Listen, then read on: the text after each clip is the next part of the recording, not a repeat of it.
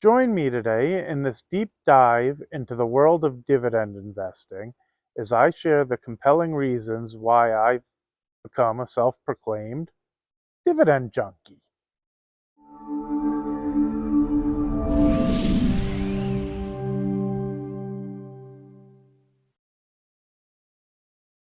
Good morning. My name is Adam Kahn, and I'm the Rational Investor.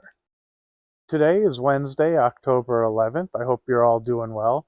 Before I forget, before I even get into the guts of the video, do me a favor, hit that subscribe button, hit the like button as well. It really helps me out. It helps the algorithm of YouTube. And if you're enjoying the content I'm sharing, I appreciate that because it helps it get out there to other people as well.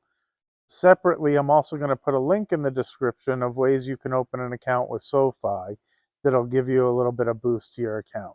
If you click on the links that I put in there and deposit $10, they'll give you an additional $25 to help fund the account. It also gives my son, who's 12 years old, a little gift also, and he gets super excited about it. So I appreciate anybody who clicks on that and gets their free money as well.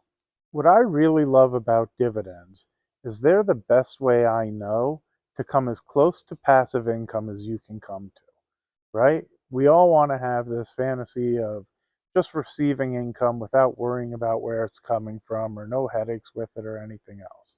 I've done a lot of investing over time and I also work pretty hard. I've invested in real estate. I've invested in things that are out of the box, even restaurants and things like that. And I've also invested in stocks. And what I find is the best way to generate income that I would consider passive is through dividends. Not only am I going to go into the world of dividends, but I'm going to tell you about some of the stocks that I own, the ones that I like that I've bought over the years. Keep in mind, I keep these stocks for decades for the most part. I hope to get my dividend check year after year, and it's pretty exciting when they come in, and it helps to pay the bills. And I've been real lucky. A lot of them have done well. And when they go on sale, I try to buy more of them and not panic. And I pay attention. It's why I don't want to say it's completely passive. Nothing is completely passive. You have to pay attention to your investments. But this is the closest I can come to passive. But I pay attention to the companies I pick. I try to pick good companies.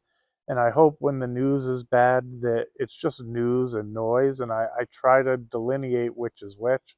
I pay attention if they're cutting the dividends because they're not earning enough or what I see for the future. And then I just keep a balance of a bunch of different ones in there. The reason I call it the most passive I can think of, I love real estate. It's been my primary source of investing for a long time. The thing is, as I've gotten older, what I recognize is it's not really passive. Sometimes things break or a tenant has an issue with something, and you have to pay attention to all of that and deal with it. It's really not difficult, and over time you get more and more used to it. But if I buy a stock that pays a dividend, I don't have to worry if the air conditioner is going to break or if there's something that needs updating or the dishwasher. I don't have to have it repainted and cleaned up for the next tenant. I simply get to sit at home and collect the checks when they come in. I find that really nice, and my goal is to have enough coming in dividends that it covers our bills and I don't have to worry about retirement. And I hope that I can pass that down to my son so that he can invest in those things. Now, keep in mind, it takes a long time.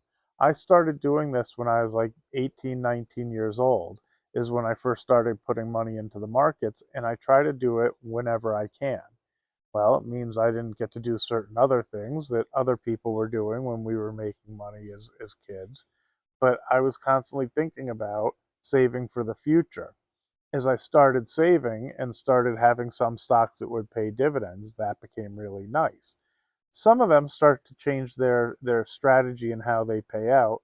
And I understand the value of not having dividends because if a company makes money and grows, it makes money and grows, and you can choose to sell the shares. I like the dividends anyway. It feels different to me. I'll understand anybody who comments and says, but dividends are double taxed because they pay the corporate tax. Then you receive the dividend and you owe taxes on it as well. Whereas if they did corporate buybacks, they can avoid that. And I think that really works well if you're the CEO and you have zillions of shares. But if you're an average Joe, like I consider myself, and maybe you have a decent amount, I, I'm not super sensitive to that. And it's much easier for me to receive the check and know what's coming in that way than worry about them buying their stock back because they're doing real well, and then me selling a few shares to use that as income. So as I get into some of the stocks I own, what I'm going to tell you is right now, I really love the market. As the tech companies have really taken off and everything else is kind of fell to the wayside, a lot of these companies that weren't giving good dividends for a long time, they've really improved a lot and you can get really good payout. Now keep in mind, I'm not a financial planner. Do not listen to me. You guys need to do your own research. Maybe I'm more comfortable with the volatility of the markets and the ups and downs. You have to decide what you're comfortable with for you and make your own financial decisions. I'm just sharing my experience and I'm just some guy on YouTube chatting. I've just found over the years of saving and putting away and everything else, it's worked out real well for me. Also know that I'm not dividend exclusive. I still do have stocks like Meta and Amazon and Google and things of that nature. In fact, Meta's my largest position, but simply because it's increased a good amount, and I tend not to sell. I tend to buy companies I like and stick with them through ups and downs, and that way my hope is if one of them really explodes, I have it all the way through. I stick with the position. I put in a dollar amount that I'm comfortable with, and if it blows up to a dollar amount that I'd typically be uncomfortable with, I just remind myself what I put into it and that I still think it's a good company. I don't want to not have exposure to companies that have growth like that. So I do put into pretty much any company I think could really grow. But the bulk of what I try to do is pay attention to the dividend it pays.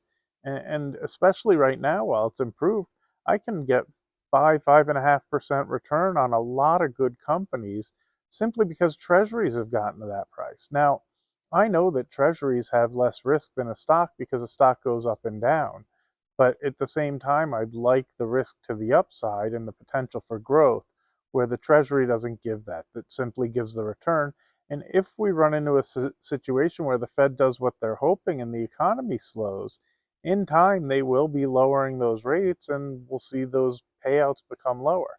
If the yield uninverts and the 10-year and the 30-year start to look more appropriate, maybe you could get that type of return with a longer term bond. But I'm not looking to buy a treasury or CD for 10 or 30 years at a 5% return. That's just not an investment I'm interested in. I'd way rather buy, for example, Pfizer or Dow Chemical or things like that that also pay 5% in the hopes that maybe those companies do grow over time. I also tend to put a mix in of some high dividend paying stocks so that I can increase my total return to a point that I feel like I'm getting what I would hope. And I balance out some higher paying dividend stocks that really probably aren't going to grow, as well as some ETFs that pay dividends on top of the companies that might, some of them only pay 2 or 3%, and then some of them probably will pay 7 or 8% I'll, like I said, I'll share my list. I'll share the companies I own. You guys have to do your own research though, because maybe those aren't the ones that are good for you, and there are lots out there that pay nice dividends. I didn't put these in any particular order. It's really just I have a few different places where I keep some of it. Um, the bulk of it I actually put into a company where they don't offer online trading or anything like that, which goes back to my point of I just buy them and leave them and don't even pay attention. I don't want the access. I keep a really small amount in a trading account because those of you who haven't watched the channel and don't know my background, I was a commodities trader on the floor of the Chicago Mercantile Exchange when I was younger, and I got in the habit of trading a lot. Well, it's hard for me to break that habit, so I keep a small amount in an account so I can still trade because I enjoy that. But for the bulk of things, I just leave it somewhere where I don't even have access because I don't want to be able to. I just want to pick the companies I like and leave it alone and hope that I was right. So I'm going to read through the list. I'll tell you what the dividend rate is on the ones that have dividends. Um, and maybe I'll just go over those and mention some others that I own. So I have Starbucks, which pays a 2.4 dividend currently. These are all based on yesterday's close. I buy ExxonMobil that's paying 3.3. Now, I bought it a while ago when it was paying a better dividend. I'm actually not thrilled that the oil companies have kind of transitioned to buying their stock back more than they've increased the dividend. Like I said, I get the tax benefit, and I would imagine it's probably better overall. I still like the dividend payments, and as they've been crushing it, I wish they would have increased those dividends instead of the stock buybacks.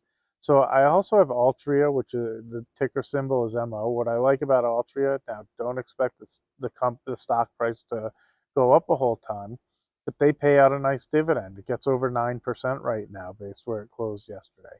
I own AbbVie, which pays a 4% dividend. Um, Apple, which barely pays much of anything, it's 0.5%. And similar to how I feel about Exxon, I wish they would pass it along more as a dividend than stock buybacks, but I do understand why they do that. On top of Exxon, I also own Chevron, which pays a 3.6 dividend. I have Cisco Systems, not the food company, the tech company, and they pay just under a 3% yield. I have Bristol Myers, which is paying 4%. I have Nextera Energy, and they're paying 3.6. And I also have Nextera Energy Partners, which is a subsidiary of theirs.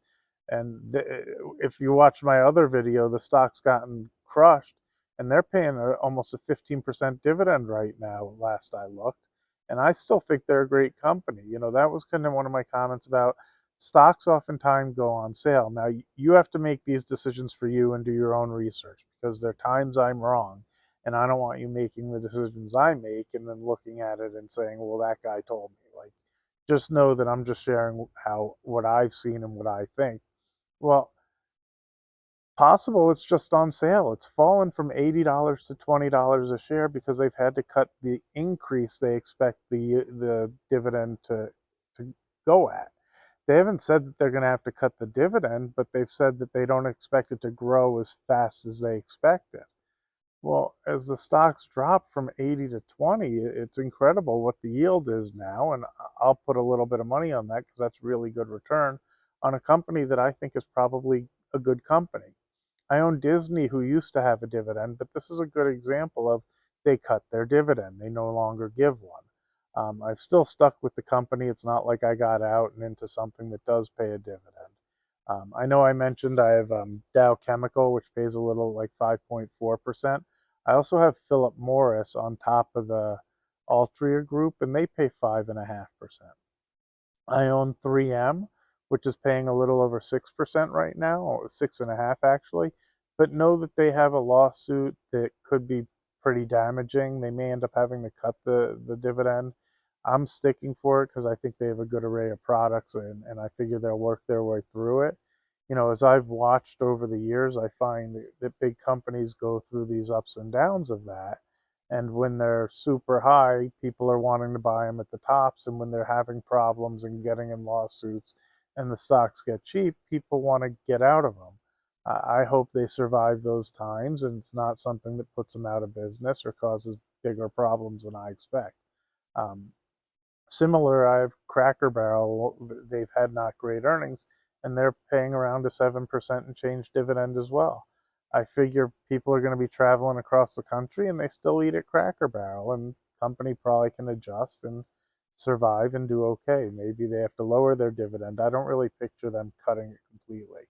I also have Qualcomm, which pays a 2.8% dividend. And then I have Target, which I know I talked about in another video because I love Target. It's at like yearly and maybe even 5-year lows. If I remember correctly, it's below where it was during the pandemic time. And they make really good earnings. And right now they're paying a 4% dividend. I'm looking, they're paying $7, $8, or they're paying $4.40 in their dividend, and they're expecting to make $7, $8 per share over the year, which means I don't really see it being in jeopardy unless they really slow down. I also think the holidays coming up, things are going to be just fine, and people will be surprised that the earnings come in pretty good. And maybe I get lucky and I bought it at really good timing.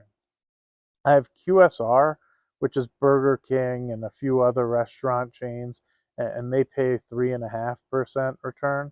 In terms of owning a bank stock, I own a little bit of a smaller one. It's NTB is the ticker symbol. I don't even remember the name of the bank. I kind of call it not the bank just because of the ticker symbol, and they pay over 6%. I also have Devon Energy, DVN, which pays 7.5%. And then here's a couple of the ones that are the ETFs that pay over 10%. I have this one JEPI, which I often make fun of on YouTube because people sell it like put all your money into it because it pays around 10%. I don't think you put all your money in anything, and I don't feel that secure to put something I'm not comfortable losing. So I put a little bit less in that. But 10% dividend is really nice to me. There's also another one, NLY, which pays a 12 or 13% dividend. I have one OHI that pays an 8% dividend, and another one, PFFA, that also pays a 10% dividend. And I mix those in with the others to offset some of the lower dividend stocks, so I have a nice yield that I'm really happy with. I figure that's a huge list for you guys to be able to look at and decide if they're ones that you like out of there. Again, you need to make your own research and decide what you like and what you don't like. Um, but it works out nice for me. And then I get those paychecks, is the way I look at it, coming in every few weeks or month because they all distribute in different times. And PFFA and JEPI, they actually distribute every month, which that's part of what I like about them. A 10% dividend that they're paying out every month. And if we don't see inflation go through, those stocks should do pretty well. But that's not what I bank on. I really do hope for the dividend and that they just don't cut them. Anyway, if you've enjoyed the content, I'll remind you again, if you've made it this long, I'm thrilled. I'd be amazed. But subscribe, thumbs up. Do me a favor too, make some comments. Let me know what you think and if there are dividend companies I missed that you guys like. Have a great day. Bye-bye.